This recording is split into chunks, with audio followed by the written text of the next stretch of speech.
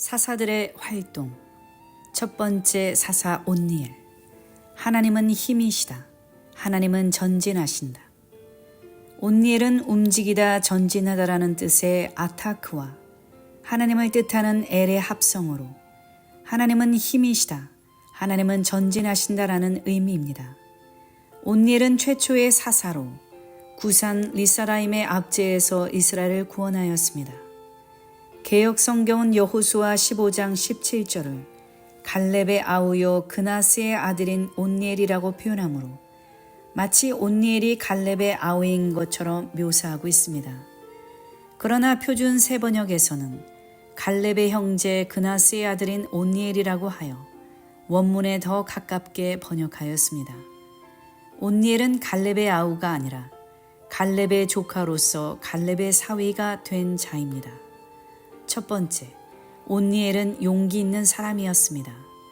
갈렙은 드비를 쳐서 그것을 취하는 자에게 자신의 딸 악사를 주겠다고 선언했습니다. 갈렙은 85세의 노령에도 불구하고 험한 산지 헤브론을 그가 밟은 땅을 내가 그와 그의 자손에게 주리라 라고 하신 말씀을 믿고 도전적인 신앙으로 정복하여 그 땅을 기업으로 받은 바 있습니다. 드빌의 본래 이름은 기럇 세벨이며 헤브론의 남서쪽 20km 지점에 위치한 전략적 요충지로 처음 여호수아가 정복할 때 아낙 자손들이 거주하고 있었습니다.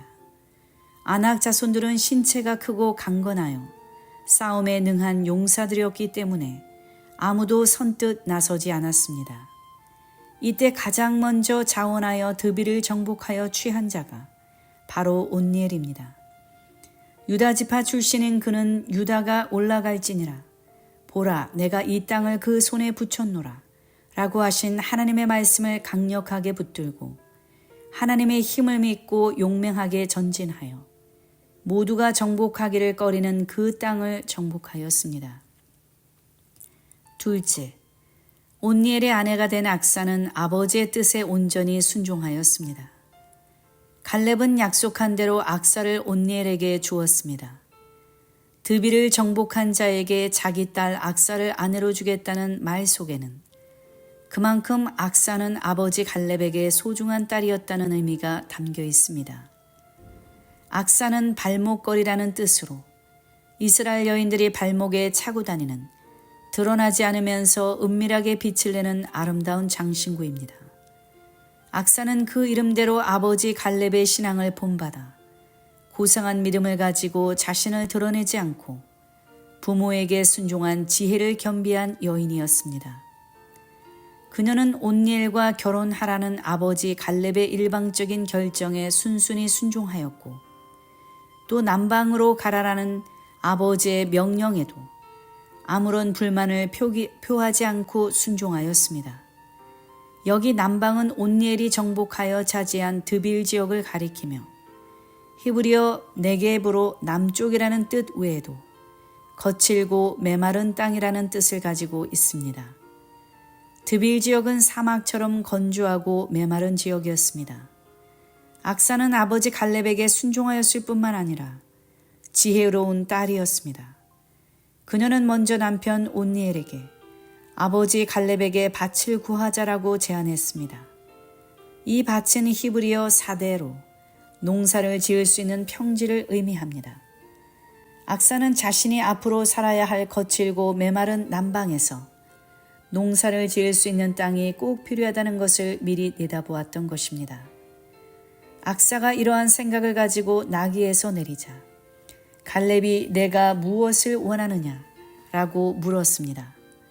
이때 지혜로운 악사는 땅을 달라고 직접적으로 말하지 않고 내게 복을 주소서 아버지께서 나를 남방으로 보내시니 샘물도 주소서 라고 하였습니다.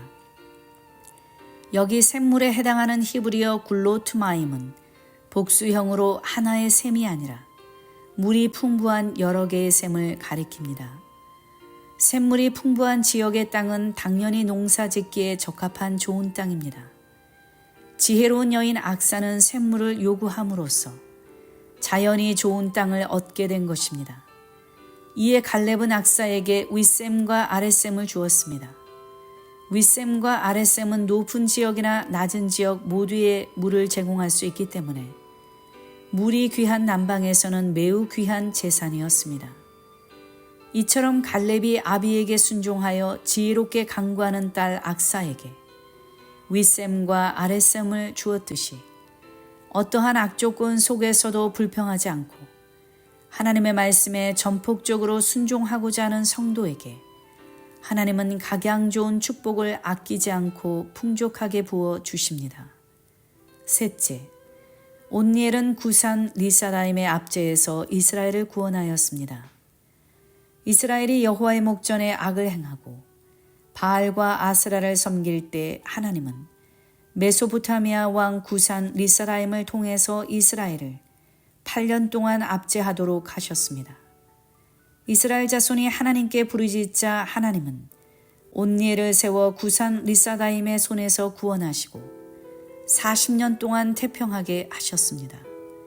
사사기 3장 9절의 부르짖음에라는 단어는 히브리어 자아크로 절망의 상태에서 도움을 청하기 위하여 소리 지르는 것을 의미합니다.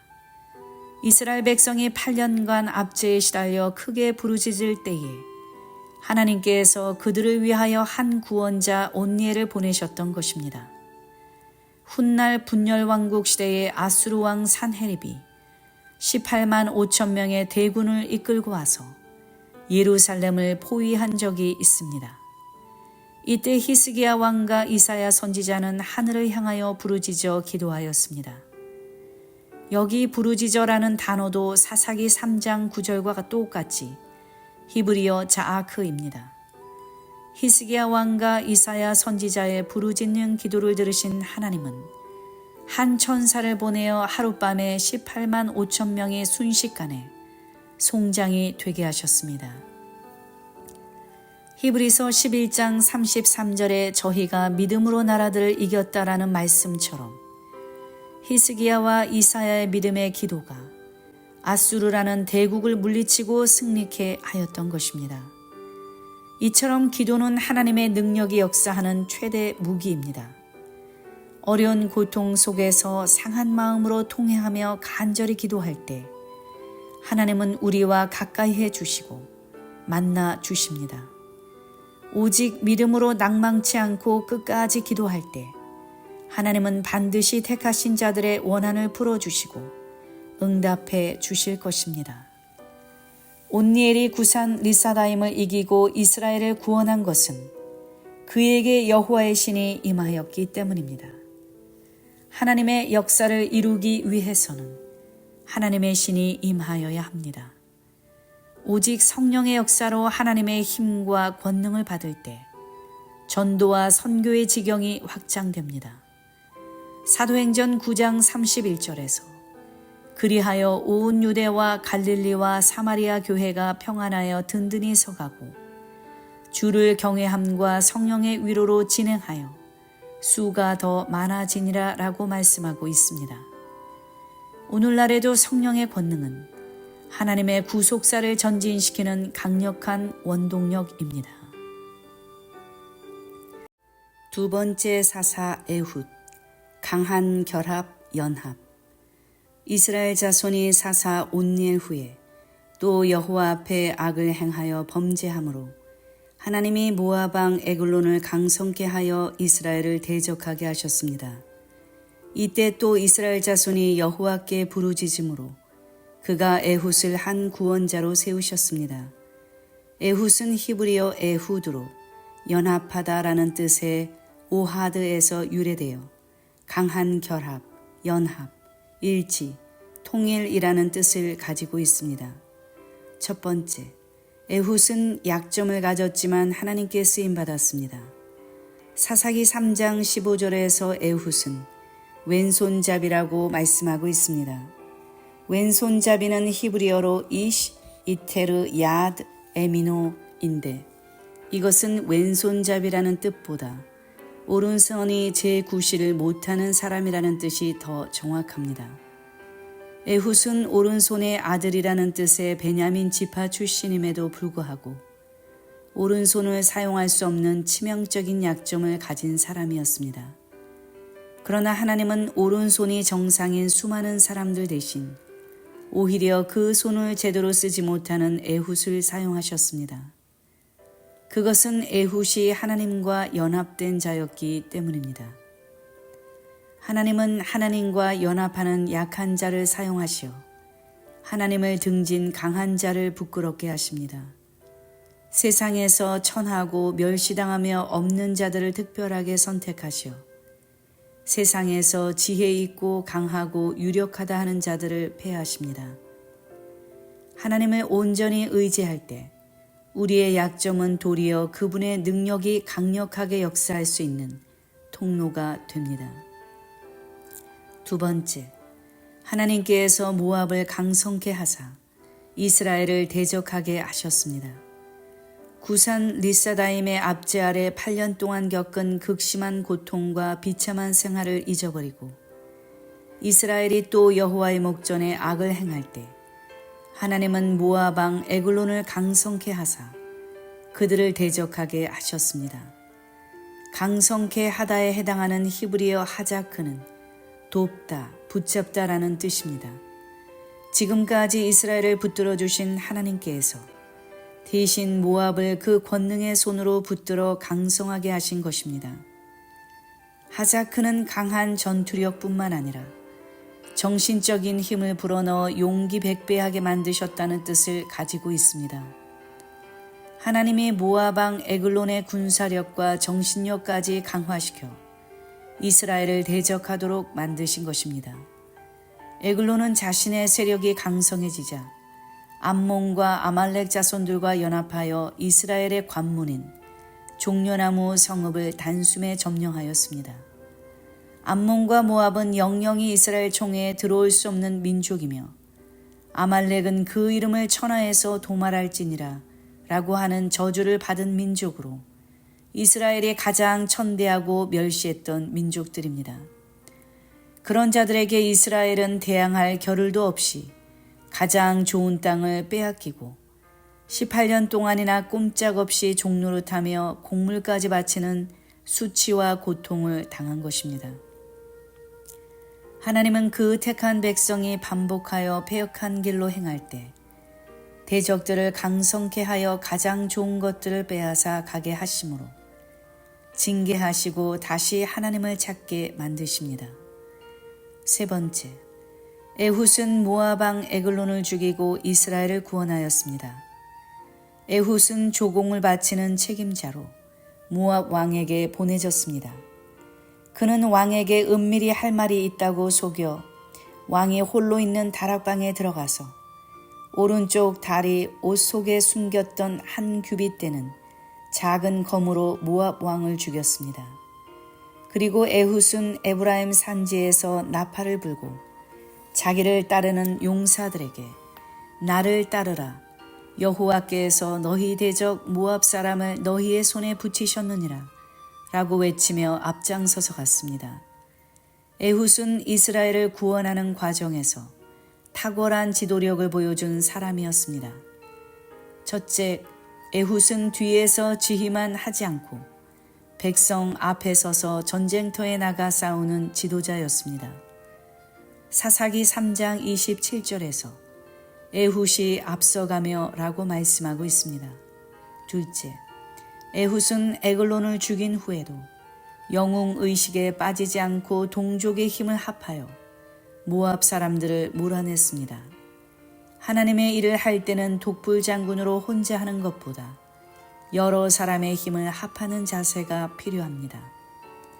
마침내 에훗은 모압 맞은편 나무에서 모압 사람 1만 명을 죽이고 모압의 압제에서 이스라엘을 구원하였습니다.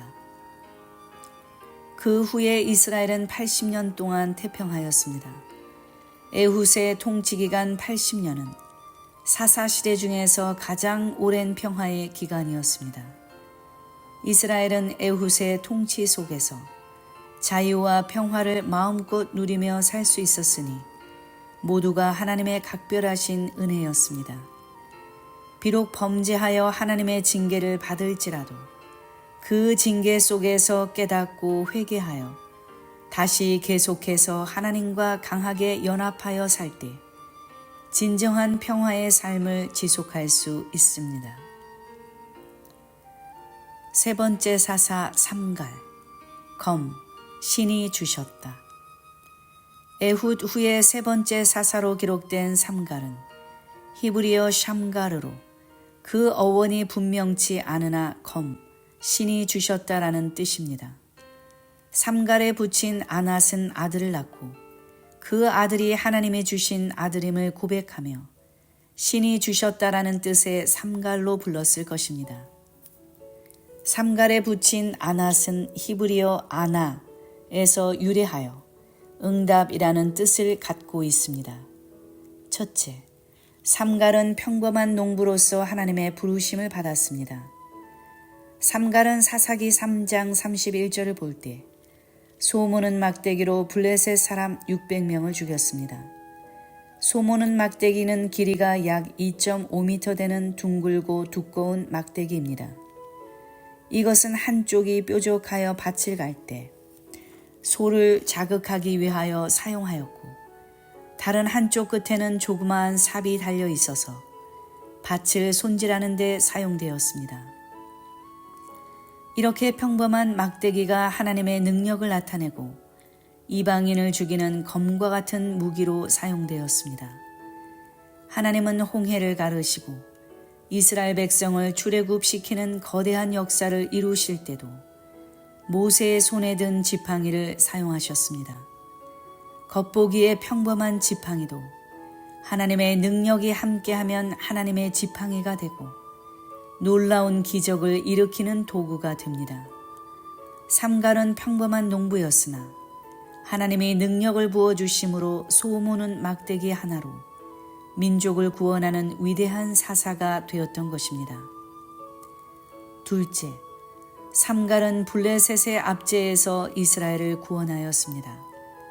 삼갈이 살던 시대상에 관하여 사사기 5장 6절에서는 아낫의 아들 삼갈의 날에 또는 야엘의 날에는 대로가 비었고 행인들은 소로로 다녔도다 라고 말씀하고 있습니다.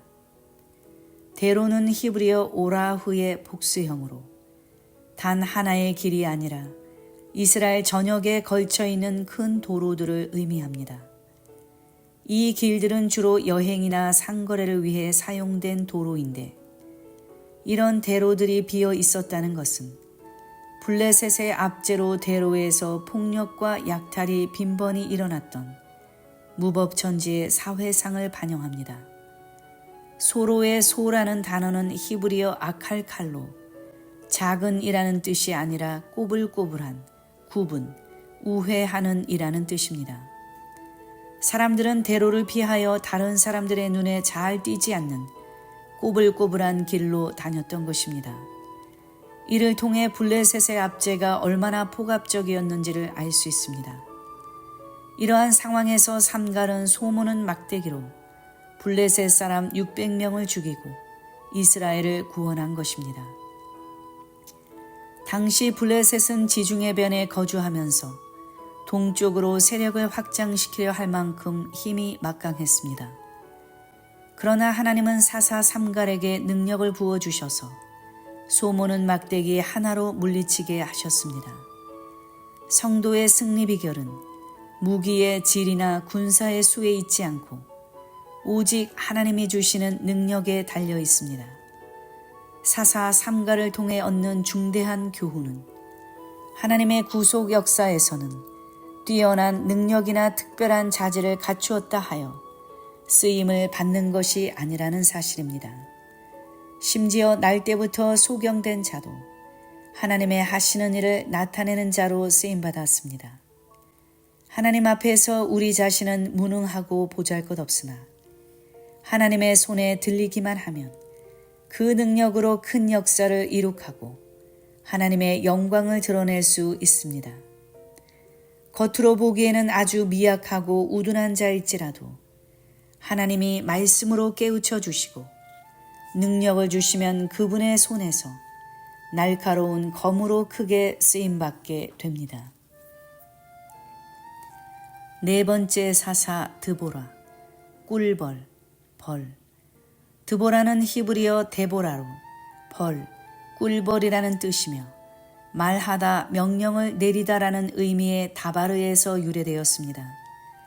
드보라의 삶을 볼 때 그녀는 꿀벌같이 부지런히 여러 가지 사역을 감당하였으며 벌의 침과 같은 강한 믿음의 힘으로 이스라엘의 대적을 물리치고 마침내 이스라엘 백성에게 꿀과 같은 승리의 기쁨을 선사하였습니다. 첫째, 드보라는 이스라엘의 관원이 그친 때에 깨어 일어난 여사사입니다. 에훗의 사망 후에 이스라엘 자손이 또 여호와의 목전에 악을 행하였습니다. 이에 하나님은 가나안 왕 야빈으로 하여금 20년 동안 이스라엘을 심히 학대하도록 하셨습니다. 학대는 히브리어 라하츠로 비틀어 짠다, 누르다, 압박하다라는 뜻입니다. 라하츠는 힘센 자가 약한 자를 착취할 때 쓰이는 단어로 이스라엘이 시스라의 심한 착취로 고생하였음을 말합니다. 그것도 심히라는 말이 추가된 것을 볼 때 이스라엘은 심한 학대와 착취를 당하여 나날이 곰핍한 생활에 허덕이고 있었음을 알 수 있습니다. 온니엘이 사사로 나타나기 전에는 구산 리사라임을 8년 동안 섬겼고 에훗이 사사로 나타나기 전에는 18년 동안 모압에게 공물을 바치며 섬겼으며 이제 드보라의 등장을 앞두고 20년 동안 가나안 왕 야빈으로부터 심한 학대와 착취를 당한 것입니다. 갈수록 압제 기간이 늘어난 것은 이스라엘의 우상 숭배와 죄악이 점점 깊어졌다는 것이고 그에 따라 하나님의 징계도 가중되었음을 보여줍니다. 이에 대하여 드보라도 다른 나라가 이스라엘을 침략하는 것은 이스라엘의 우상 숭배 때문이라고 지적하였습니다. 드보라는 야빈의 오랜 학대와 극심한 압제로 성읍들이 황폐해지고 위기에 처했을 때 민족을 구원하라는 하나님의 말씀을 받았습니다. 이것을 가리켜 사사기 5장 7절에서는 이스라엘의 관원이 그치고 그쳤더니 나 드보라가 일어났고 라고 말씀하였습니다. 여기 관원에 해당하는 히브리어 페라조는 크게 두 가지 뜻으로 해석할 수 있습니다. 하나는 농부, 마을의 주민들, 성곽 없는 촌락에 거하는 시골 사람들이라는 뜻으로 쓰이며 또 하나는 능력 있는 자, 통치자라는 뜻으로 쓰입니다. 두 가지 뜻을 종합하여 볼 때 드보라가 등장할 무렵 관원이 그치고 그쳤다라는 것은 성곽이 없어서 침략과 약탈에 노출되었던 마을에 사람들이 떠나 폐허가 된 상태를 보여주며 더 나아가 백성을 보호할 능력 있는 지도자가 없는 상태를 보여준 것입니다. 백성이 20년 동안 심한 학대를 받아 하늘에 사무치도록 울부짖었으나 참 지도자가 없어 남자들마저 숨을 죽이고 잠잠할 때 자식을 보호하듯 외연히 떨치고 일어선 강한 어머니 상의 지도자가 바로 드보라였습니다. 그래서 드보라는 이스라엘의 어미로 불리기도 하였습니다. 드보라는 자기 영혼을 거듭 채찍질하면서 국가를 위해 온몸을 바치겠다는 일사각오의 정신으로 일어섰습니다. 당시 여성은 인구조사에서 계수되지 않을 정도로 낮게 취급되었습니다.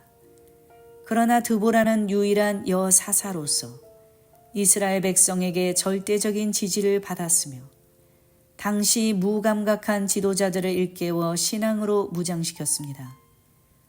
또한 여자로서 가나안 왕 야빈과 그의 군대 장관 시스라와의 전쟁에서 총주휘관이라는 막중한 책임을 감당하여 위기에 처한 나라를 구원하였습니다. 드보라는 바락에게 군대 1만 명을 이끌고 가나안 왕 야빈과 싸우라고 명령하였습니다. 이스라엘 군대는 정규군이 1만 명이요 그들을 도울 수 있었던 일반 사람이 4만 명이었습니다. 반면에 가나안 왕 야빈의 군대 장관 시스라는 철병거 900승을 이끌고 전쟁에 임하였습니다. 병거는 말이 끄는 바퀴 달린 수레로 전쟁에 사용되었는데 특히 철병거는 병거 전체가 철로 무장되어 오늘날의 전차와 같은 무기입니다.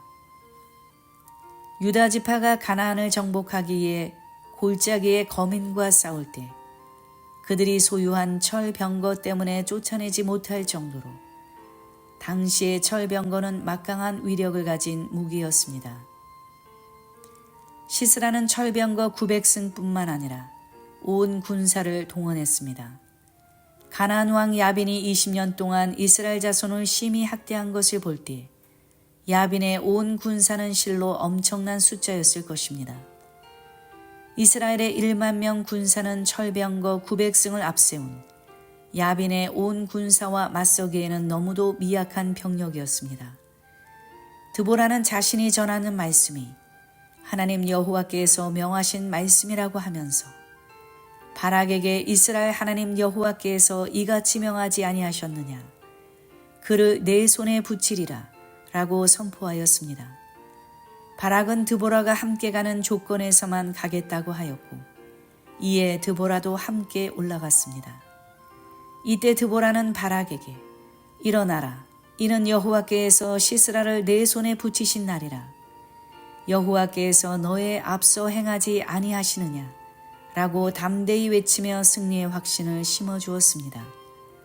둘째, 드보라는 승전가를 부르며 하나님께 영광을 돌리고 공로자들을 치하했습니다.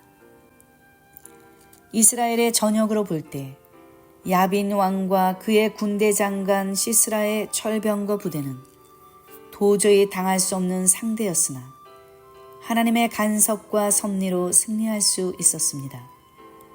드보라는 이러한 승전의 기쁨을 노래하였는데 그 내용은 크게 두 가지입니다.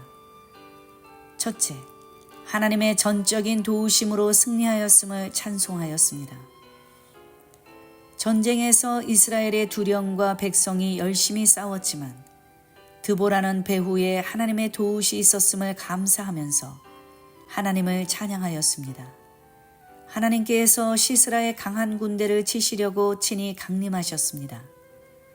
하나님은 바락 앞에서 시스라와 그 모든 병거와 그 온 군대를 칼날로 쳐서 패하게 하셨습니다. 여기 패하게는 깨뜨리다, 짓밟다, 혼란에 빠뜨리다라는 뜻의 하맘에서 유래한 말입니다. 하나님이 가나안 왕 야빈과 시스라의 군대로 하여금 혼란에 빠지게 하여 바락이 승리할 수 있도록 하셨다는 뜻입니다. 하나님이 폭우를 내려 기송강을 급류로 만드시고 범람한 강물로 인하여 온 땅을 흙탕물과 수렁으로 만드셨기 때문에 시스라의 철병거는 혼란에 빠질 수밖에 없었고 바락의 1만 군대 공격에 몰살당하고 말았습니다. 이때 당황한 시스라는 병거에서 내려 도보로 도망하였으며 시스라의 온 군대는 모두 칼에 엎드러져 남은 자가 없었습니다. 사사기 5장 20절에서는 별들이 하늘에서부터 싸우되 그 다니는 길에서 시스라와 싸웠도다 라고 말씀하고 있습니다. 여기서 별들이란 하늘의 존재로서 천군 천사를 상징합니다. 하나님은 천군 천사를 보내셔서 시스라의 군대를 물리치셨습니다. 훗날 히스기야 왕 시대에도 아수르 왕 산헤립이 대군을 이끌고 쳐들어왔을 때 천사의 도움으로 아수르군 18만 5천 명이 순식간에 송장이 된 적이 있습니다. 둘째, 전쟁에서 헌신한 자들을 치하하는 노래를 불렀습니다. 드보라는 총지휘관으로 승전의 공로를 자신에게 돌리지 않고 출전하여 목숨 바쳐 헌신한 아랫사람들의 공적을 드높이고 그들의 고충을 깊이 이해하며 그들에게 감사를 표현했습니다. 먼저 바락을 치하했습니다.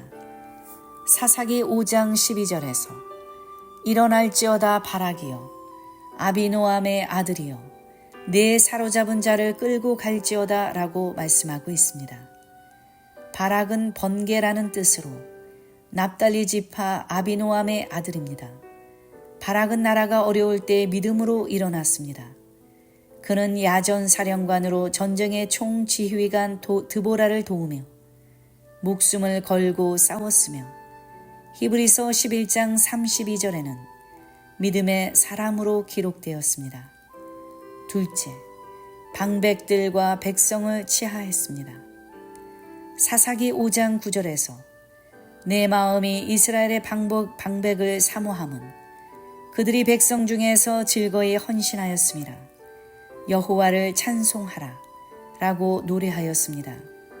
드보라는 승리의 영광을 자기가 가로채지 않고 방백들과 백성과 함께 나누는 진정한 지도자였습니다. 또한 시스라를 죽인 야엘을 치하했습니다. 사사기 5장 24절에서 겐 사람 헤벨의 아내 야엘은 다른 여인보다 복을 받을 것이니 장막에 거한 여인보다 더욱 복을 받을 것이로다 라고 노래하였습니다. 헤벨의 아내 야엘은 이방 겐 족속의 여인이요 압제자 야빈과는 우호 관계에 있었습니다.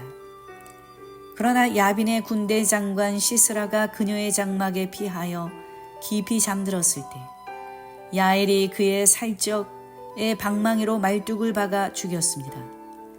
비록 그 방법은 잔인하였으나 하나님의 공의를 나타낸 사건이기에 드보라는 야엘을 향하여 더욱 복을 받을 것이로다 라고 칭송하였습니다. 전쟁에 참여한 자들을 또한 치하했습니다. 분명히 하나님이 함께하신 전쟁이었지만 이스라엘의 모든 지파가 드보라의 전투 명령에 따라 참전했던 것은 아닙니다. 드보라는 하나님이 함께하신 전쟁에 참여하지 않은 메로스 성읍과 주민에게 여호와를 돕지 아니한 것이라고 말하며 저주했습니다. 메로스는 메롬 호수 부근 다볼산 북쪽 마을로 벳산의 북서 7km 지점입니다. 사사기 5장 15절에서 18절을 보면 전쟁에 불참한 지파는 르우벤, 길르앗, 단, 아셀 지파 등입니다. 르우벤 지파는 시냇가에 모여 참전 여부를 놓고 회의만 무수히 열었으나 목축을 핑계로 실제로는 참전하지 않았습니다. 단 지파는 배에 머물고 아셀 지파는 해변에 앉았다고 하였는데 이것은 바다의 생업을 핑계로 전투에 불참한 것을 책망한 것입니다. 반면에 에브라임, 베냐민, 스불론, 이사갈, 납달리 지파들은 목숨을 걸고 참전하여 힘을 다해 싸웠습니다. 드보라는 이들 지파에 대해 주를 사랑하는 자라고 호칭하면서 그들은 해가 힘있게 도둠같이 번성의 축복을 받을 것이라고 치하하였습니다. 오늘날 이 시대는 여선지자 드보라와 같은 믿음의 사람, 헤벨의 아내 야엘과 같이 목숨을 아끼지 않고 앞장서서 나라를 위기에서 구할 믿음의 용사를 요청하고 있습니다. 남존여비 사상이 팽배한 시대에 드보라는 전례 없는 여성 지도자로 사사의 직분을 잘 감당하여 20년 동안 심한 학대를 받고 도탄에 빠진 백성의 어려움을 잘 해결하였습니다. 그러므로 드보라가 사사로 이스라엘을 다스리던 40년 내내 태평하였다고 기록하고 있습니다. 여기 태평은 히브리어로 샤카트이며 동료 없는, 안락한, 평화로운이라는 뜻입니다. 이는 조용하고 한가로운 상태를 말하는 것이 아니라 하나님의 축복으로 전쟁이 종식되고 이방의 압제에서 벗어나 누리는 진정한 안식을 의미합니다. 하나님은 비록 연약하고 믿음으로 말씀을 듣고 전하며 그대로 행동하는 사람을 찾으십니다. 드보라는 꿀벌이라는 뜻이며 그것은 다바르에서 유래한 단어인데 다바르가 말씀한다라는 의미를 갖는 것은 의미심장합니다. 벌 한 마리는 연약합니다. 그러나 벌들이 떼를 지어 다닐 때 실로 그 힘은 막강합니다. 이스라엘이 가나안 7 족속을 물리쳤던 비결 중에 하나는 이스라엘의 창과 칼이 아니라 하나님이 보내주신 왕벌의 역사였습니다. 왕벌은 히브리어 치르아로서 몸집이 크고 떼를 지어 날아다니는 벌을 가리킵니다. 하나님은 왕벌을 동원하여 이스라엘의 대적을 물리치셨듯이 드보라 한 사람을 통해 이스라엘을 야빈의 학대로부터 구원하고 진정한 안식을 회복시켜 주셨습니다. 실로 드보라같이 믿음으로 말씀을 받아 선포하며 앞장서서 모범을 보이며 행동하는 참된 지도자가 벌떼처럼 일어나야겠습니다. 5번째 사사 기드온.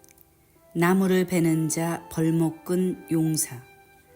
하나님은 드보라가 사사로 다스리던 40년 동안 태평세월을 주셨습니다. 그러나 이스라엘 자손이 또다시 여호와의 목전에 악을 행함으로 여호와께서 7년 동안 미디안의 손에 붙이셨습니다. 이때 모든 백성은 불안한 생활을 하였습니다. 저들은 장막에 안연히 거하지 못하고 구멍과 굴과 산성을 만들어 그곳에 피하여 살았습니다. 파종한 씨가 자랄 때쯤이면 미디안 사람, 아말렉 사람, 동방 사람이 치러 올라와서 식물을 남겨두지 않고 가축 때까지 모두 약탈해 갔습니다. 이러한 상태가 7년 동안 계속되었으니 이스라엘의 미약함은 극에 달했고 그 부르짖음이 하늘에 사무쳤습니다. 이에 하나님께서 한 선지자를 보내어 그들이 당하는 고통의 원인을 날카롭게 지적하고 회개를 촉구하였습니다. 이러한 미디안의 압제에서 이스라엘을 구원한 사사가 기드온입니다. 기드온은 나무를 베는 자, 용사라는 뜻으로 자르다, 베어 넘어뜨리다라는 뜻의 가다에서 유래하였습니다. 첫째, 기드온은 큰 용사로 부르심 받았습니다. 기드온은 미디안 사람들의 눈을 피하여 포도주 틀에서 몰래 밀타작을 하고 있을 때 부름을 받았습니다. 원래 밀타작은 통풍이 잘 되는 넓은 타작마당에서 하는 법인데 집안에 있는 포도주 틀에서 한 것은 미디안의 약탈로 곡식을 빼앗기지 않기 위해서입니다. 자신과 민족의 암담한 현실 속에서 불안한 마음으로 타작하고 있을 때 여호와의 사자가 기드온을 찾아와서 큰 용사여 여호와께서 너와 함께 계시도다 라고 말씀하셨습니다. 기드온은 미디안 사람을 두려워하여 밀타작을 포도주 틀에서 했던 나약하고 소심한 사람이었습니다. 그러나 하나님은 기드온을 향하여 큰 용사여 라고 불러주셨습니다. 이것은 아무리 나약한 존재일지라도 하나님이 함께 하시면 큰 용사가 되어 하나님의 역사에 크게 쓰임받게 된다는 것을 가르쳐 줍니다. 하나님의 말씀을 들은 기드온은 나의 주여 여호와께서 우리와 함께 계시면 어찌하여 이 모든 일이 우리에게 미쳤나이까. 또 우리 열조가 일찍 우리에게 이르기를 여호와께서 우리를 애굽에서 나오게 하신 것이 아니냐 한 그 모든 이적이 어디 있나이까. 이제 여호와께서 우리를 버리사 미디안의 손에 붙이셨나이다 라고 대답하였습니다. 기드온은 이스라엘에게 닥친 민족적 환란이 그들의 불순종과 불신 때문이었음에도 모든 환란의 원인이 하나님께서 이스라엘과 함께 하겠다는 약속을 지키지 않았기 때문이라고 원망한 것입니다. 그러나 여호와의 사자는 하나님의 말씀에 항변하는 기드온을 돌아보며 격려하사 이스라엘을 미디안의 손에서 구원하라 라고 사명을 부여했습니다. 이때 기드온은 내가 무엇으로 이스라엘을 구원하리이까? 보소서 나의 집은 므낫세 중에 극히 약하고 나는 내 아비 집에서 제일 작은 자니이다 라고 대답했습니다. 하나님은 자신의 연약함을 알고 있는 기드온에게 내가 반드시 너와 함께 하리니 내가 미디안 사람 치기를 한 사람을 치듯 하리라 라고 말씀하셨습니다. 이에 기드온은 말씀하신 이가 주 되시는 표징을 보여달라고 요청하면서 제물을 바치겠다고 말했습니다. 기드온이 하나님의 사자의 명령대로 제물 위에 국을 쏟으니 여호와의 사자가 지팡이 끝을 고기와 무교 전병에 대자 불이 반석에서 나와 제물을 다 살랐습니다. 이에 기드온은 자기에게 나타났던 분이 여호와의 사자임을 믿고 그곳에 단을 쌓고 그 이름을 여호와 샬롬이라 불렀습니다. 기드온이 하나님을 원망하고 또 그 말씀을 온전히 믿지 못해 표징을 요구했음에도 불구하고 하나님은 그를 끝까지 붙잡아 주시고 큰 용사로 만드셨습니다. 둘째, 기드온은 종교개혁을 단행했습니다. 기드온은 사사로 부름받은 그날 밤에 하나님의 명령에 순종하여 종 10명을 데리고 가서 바알의 단을 헐고 아세라 상을 찍었습니다. 이 사실을 알게 된 성읍 사람들이 기드온을 죽이려 하자 기드온의 아버지 요아스가 바알의 무능함을 신랄하게 비판하면서 그것을 섬기는 자는 살아계신 하나님의 징벌을 받을 것이라고 담대히 말하였습니다.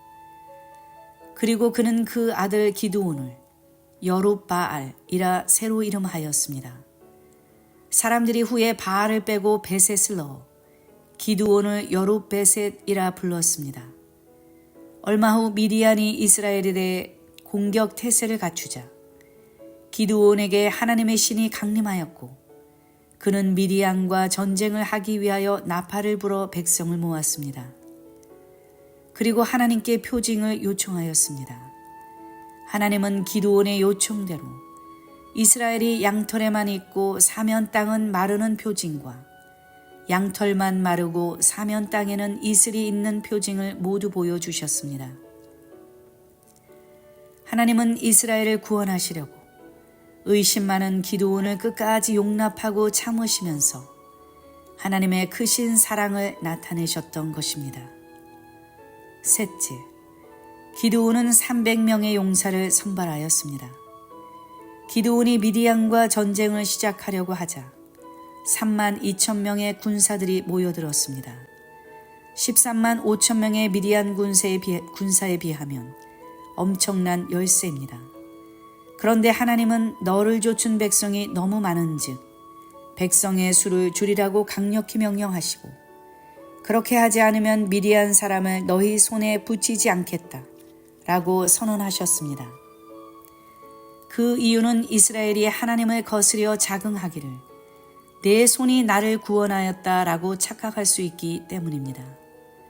하롯셈 곁에 진을 치고 기드온을 따르던 3만 2천 명은 모두 미디안과의 전쟁을 위해 자발적으로 모인 무리였는데도 하나님은 3만 1,700명을 장막으로 돌려보내고 300명만 남기셨습니다. 하나님이 300명만을 남기시는 과정은 두 단계로 진행되었습니다. 먼저 두려워 떠는 자를 돌려보내라고 하셨습니다. 하나님은 누구든지 두려워서 떠는 자여든 길르앗산에서 떠나 돌아가라 라고 명령하셨습니다. 그 이유는 두려워하는 사람 때문에 다른 형제의 마음도 그와 같이 두려워 떨 것을 보셨기 때문입니다. 하나님은 모세를 통하여 여호와의 군대로 부름받은 이스라엘이 갖추어야 할 몇 가지 규례를 언급하실 때 두려워서 마음에 겁내는 자가 있느냐 그는 집으로 돌아갈지니 라고 규정하셨습니다. 이때 3만 2천 명 가운데 2만 2천 명이 돌아가고 1만 명만 남았습니다. 다음으로 무릎을 꿇고 물을 마시는 자를 돌려보내라고 하셨습니다.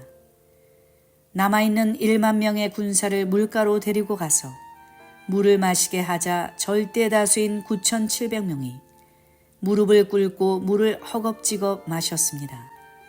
여기 꿇고라는 단어는 히브리어 카라로 이것은 단순히 무릎만 꿇는 것이 아니라 무릎을 꿇어 땅에 엎드리는 것을 가리키는 표현입니다. 9만 7천 명은 무릎을 꿇고 허리와 고개까지 굽으리고 두 손은 바닥에 댄 채 얼굴을 물에 쳐박고 정신없이 물을 마신 것입니다. 이들에게는 언제 전투가 벌어질지 모르는 일촉즉발의 상황에서도 깨어 적을 경계하는 자세가 전혀 없었던 것입니다. 그러나 300명은 물을 손으로 움켜 입에 대고 주위를 경계하며 개에 핥는 것 같이 그 혀로 물을 핥아먹었습니다. 하나님은 9,700명을 집으로 돌려보내고 전투 태세를 갖춰 사방을 살피며 개처럼 그 혀로 물을 핥아먹은 300명만 남도록 하셨습니다. 이 확정된 300명은 하나님의 부르심에 전심전력하여 오직 사명 완수에 깨어있는 자들이었습니다. 깨어있지 못하는 자, 사명을 이루는 데 충성하지 않는 자는 결코 하나님의 군사로 쓰임받을 수 없습니다. 넷째, 기드온은 나팔과 횃불로 승리하였습니다. 300명을 뽑으신 그날 밤 하나님은 기드온에게 일어나 내려가서 적진을 치라 라고 말씀하셨습니다. 그러나 하나님은 기드온의 마음속에 있는 두려움을 보셨습니다.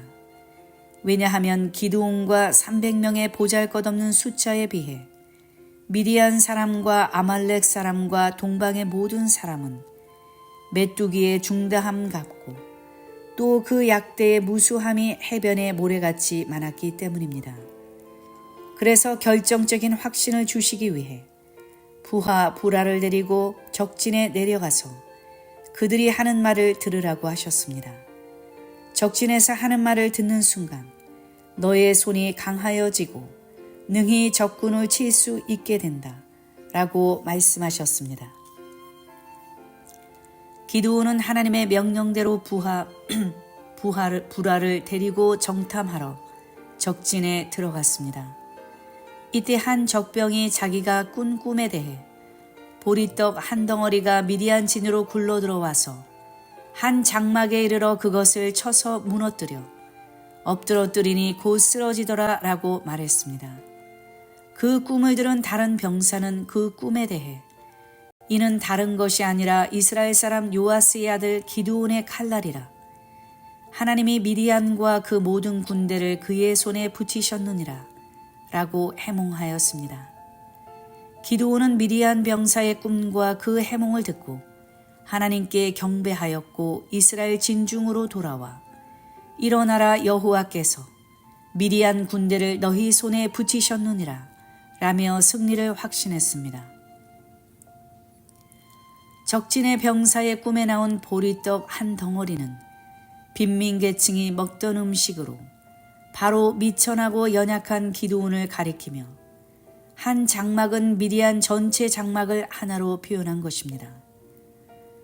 하나님은 연약한 기드온을 하나님의 칼로 사용하심으로 미디안 전체 군대를 완전히 격퇴할 것을 미리 보여주신 것입니다.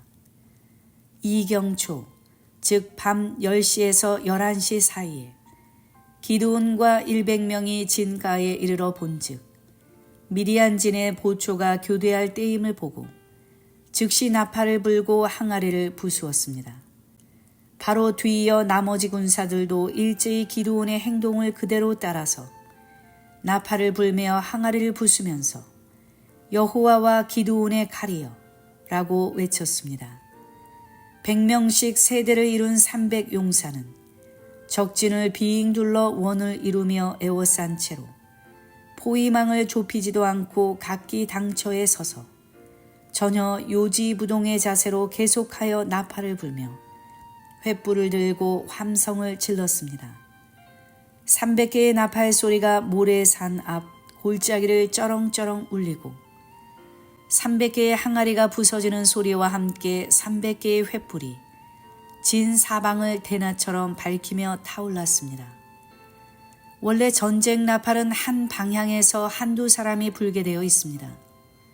그런데 300명이 동시에 사면에서 전쟁 나팔을 불 때 미디안 군대는 자신들이 엄청나게 많은 이스라엘 군대에 완전히 포위된 것으로 생각하여 순간 두려움과 혼란에 빠지게 되었습니다. 이것을 사사기 7장 21절에서 그 온 적군이 다름질하고 부르짖으며 도망하였는데 라고 말씀하고 있습니다. 적군은 놀라 아우성치며 허둥지둥 달아나기 시작하였습니다. 그리고 미디안 온 군사들은 혼비백산하여 동무끼리 칼날로 서로 치면서 자멸하고 말았습니다. 현대인의 성경에서는 여호와께서는 그들을 혼란 가운데 빠뜨려 자기들끼리 서로 치게 하셨다라고 표현하고 있습니다. 실로 하나님이 말씀하신 그대로 온전히 순종한 결과 하나님이 친히 적진 가운데 심판의 칼을 두시어 그들을 모두 진멸하신 것입니다. 적군은 혼비백산하여 도망하다가 스레라의 벳시다에 이르고 닷밭에서 가까운 아벨 무홀라의 경계에 이르렀습니다. 이때 납달리, 아사엘, 므낫세 지파에서 사람들이 동원되어 도망치는 미디안 사람을 쫓았습니다. 그리고 기드온은 사자를 에브라임 산지로 두루 보내어 에브라임 사람을 모아 도망치는 미디안 군을 앞질러 벳바라와 요단에 이르기까지 나루턱을 취하도록 했습니다. 에브라임 사람들은 미디안의 방백 오렙을 오렙 바위에서 죽이고 스엡을 포도주 틀에서 죽여 그 머리를 기드온에게 가지고 나왔습니다. 기드온과 300명은 미디안의 두 왕 세바와 살문나를 잡기 위해 끝까지 집요하게 추격하면서 요단을 건넜습니다.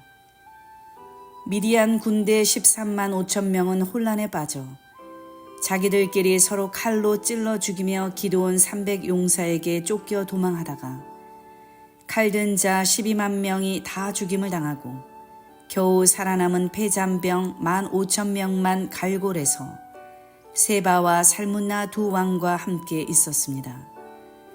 사사기 8장 11절에서 패잔병 15,000명은 아년이 있는 중이라 말씀하고 있습니다. 아년이는 히브리어 베타흐로 안전하게 라는 뜻입니다. 그러므로 15,000명은 기드온과 300용사가 설마 이렇게 먼 곳까지 쫓아오겠느냐고 안심하여 방비를 제대로 하지 않고 있었던 것입니다. 기드온은 패잔병 15,000명을 기습 공격하여 세바와 살문나 두 왕을 사로잡고 300명의 50배인 15,000명의 온 군대를 파하였습니다. 이것은 실로 내가 반드시 너와 함께 하리니 내가 미디안 사람 치기를 한 사람을 치듯 하리라 라는 말씀이 그대로 성취된 것입니다. 오랜 후에 시편 기자는 이때의 기적적인 승리를 추억하여 기도하였습니다. 객관적으로 볼 때 300명의 군사로 미디안 12만 명을 죽이고 나머지 패잔병 15,000명까지 파하고 승리한다는 것은 불가능한 일이었습니다. 기드온과 300용사의 승리의 비결은 무엇일까요? 첫째, 하나님을 온전히 의지하였기 때문입니다. 300명이 13만 5천 명과 싸워 승리한다는 것은 도저히 불가능한 일입니다. 더구나 최신식 무기로 중무장한 것도 아니고 오직 빈 항아리 그리고 나팔과 횃불만으로 승리한다는 것은 더더욱 불가능합니다. 그런데도 기드온과 300용사가 승리한 것은 온전히 하나님을 의지했기 때문입니다. 하나님을 의지한다는 것은 구체적으로 하나님이 세우시고 사용하시는 하나님의 사람을 따르는 것을 의미합니다. 하나님은 미디안과의 전쟁에서 기드온을 통해서 일하셨기 때문에 기드온이 명령하는 대로 순종하는 것이 곧 승리의 비결이었습니다. 여호와를 위하라, 기드온을 위하라. 여호와와 기드온의 칼이라는 표현은 하나님이 하나님의 사람 기드온을 통해 일하심을 의미합니다. 남유다의 여호사밧 왕도 모압과 암몬, 세이산 거민이 연합하여 공격해 왔을 때 너희는 너희 하나님 여호와를 신뢰하라. 그리하면 견고히 서리라. 그 선지자를 신뢰하라. 그리하면 형통하리라. 라고 선포하고 하나님의 역사로 큰 승리를 거두었습니다. 둘째, 300용사의 일치된 순종이 있었기 때문입니다. 기드온은 300명의 용사를 세 부대로 나눈 후에 좌수에는 횃불을 항아리 안에 감추어 들고 우수에는 나팔을 가지도록 했습니다. 이어서 기드온은 특별히 나만 보고 나의 하는 대로 하라 라고 2번이나 강조하였습니다.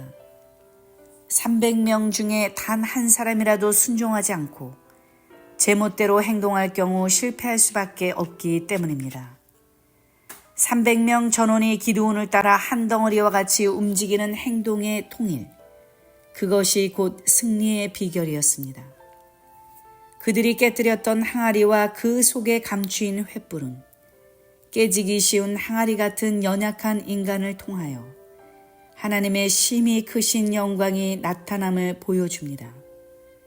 항아리가 깨어지듯 우리 개개인의 자아가 깨어지고 하나님의 방법으로 진행될 때 모든 일에 예수 그리스도의 강한 능력이 나타나며 승리하게 될 것입니다. 5번째, 기드온의 300용사는 피곤하나 끝까지 따르며 사명을 완수했습니다. 미디안과의 전쟁은 밤 이경초, 즉 밤 10시에서 11시에 시작되었으며 기드온과 300용사는 모래산 앞 골짜기에서부터 도망치는 적군을 따라 스레라의 벳시타에 이르고 또 답밭에 가까운 아벨 모홀라의 경계에 이르렀습니다. 기드온이 노바와 욕부와 동편 장막에 거한 자의 길로 올라가서 적군을 쳤습니다. 모래산부터 숫곡과 분우회를 지나 욕부아까지는 약 80km이며 다시 욕부아에서 갈골까지는 150km입니다. 처음 전쟁이 시작된 모래산부터 미디안의 두 왕 세바와 살무나가 있던 갈골에 이르기까지 약 230km를 쉬지 않고 달렸습니다. 힘들고 어려운 전투였으나 사사기 8장 4절에서는 기드온과 그 좇은 자 300명이 요단에 이르러 건너고 비록 피곤하나 따르며 라고 말씀하고 있습니다. 여기 피곤하나는 히브리어 아이에프로 지친, 기운이 없는, 기진맥진한, 목마른 이라는 뜻입니다.